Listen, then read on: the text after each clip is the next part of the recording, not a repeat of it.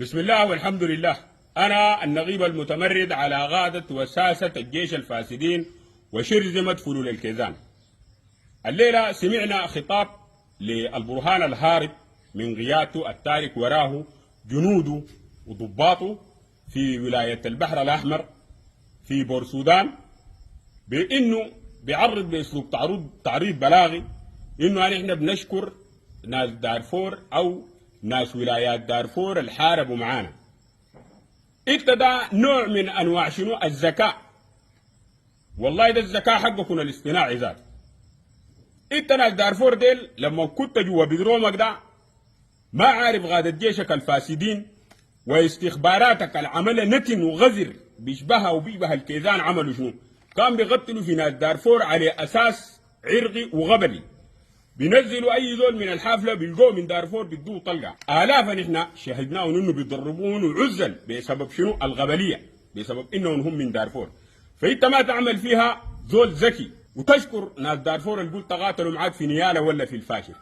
انت ناس دارفور ديل اجعلت اشد نيران القتال في دارفور. اي قبائل كانت بتتعارك وبتتقاتل كله القتال والعراق ده كله من صنيعتكم انتوا يا قادة الجيش الفاسدين والكيزان، لانه تاريخكم كله كان تاريخ دموي وتاريخ بتاع قتال عرقي.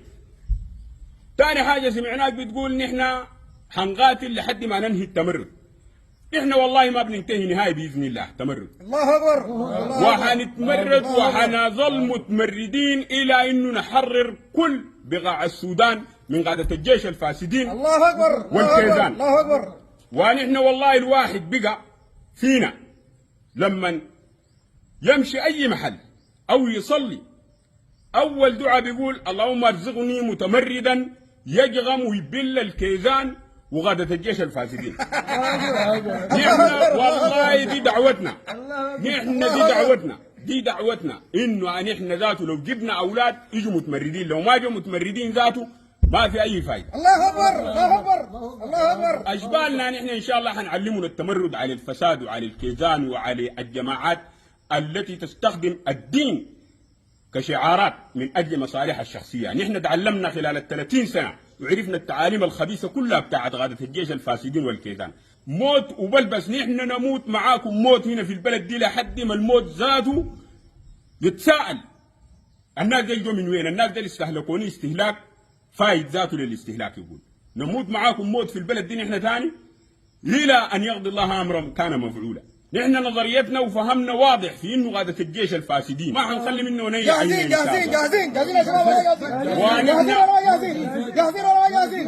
الله اكبر. نحن اقسم بالله اشاوسنا الان جاهزين وكلهم معنويات وفي كل المحاور وكل الوحدات بتاعت غادة الجيش الفاسدين هي تحت الحصار المطلق. ما قادرين ياكلوا. غادة الجيش الان الفاسدين وكيزان الديل القاعدين البغايا ديل ما قادرين ياكلوا ولا قادرين يتحركوا.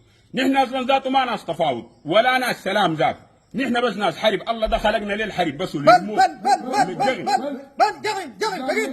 الله ده خلقنا بس للموت، انه نحن ننهي غادة الجيش الفاسدين وشرذمة فلول الكيزان. والله انا الحق كلهم مطبلاتين الميديا ذاته نحن نجغمهم ان شاء الله. الله اكبر. ونبلهم ياخذوا طوالي جرعهم من الموت ومن الجغم ومن البل.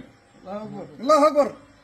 تنهي التمرد. نحن ربنا خلقنا ذاته عشان نتمرد عليكم انتوا، لانه انتوا اضطهدتوا الشعب السوداني واضطهدتوا قبائل وحكمتوا باسم الدين وباسم التطرف واسئتوا للدين ذاته. نحن اصلا الموت ما خايفين منه، ما هو قاعدين في الخرطوم وفي المعارك ما خفنا من الموت ذاته. ونحن نعيش ذاته ثاني ليش؟ العايشين لها نحن ذاته شنو؟ نموتوا بس، بل نبلوكم بل كده لما انتوا ذاته تستغربوا. ونحن جاهزين وعتادنا جاهز الحمد لله ومعنوياتنا فل. الله اكبر. نجغمكم. الله اكبر يا شباب. الله اكبر. الله اكبر. والله نجغمكم وعزة الذي في السماء نجغمكم جغم نبلكم بل ما حصل في الحرب العالمية الأولى، وما تنسوه إلى أن تقوم الساعة. ونحن جاهزين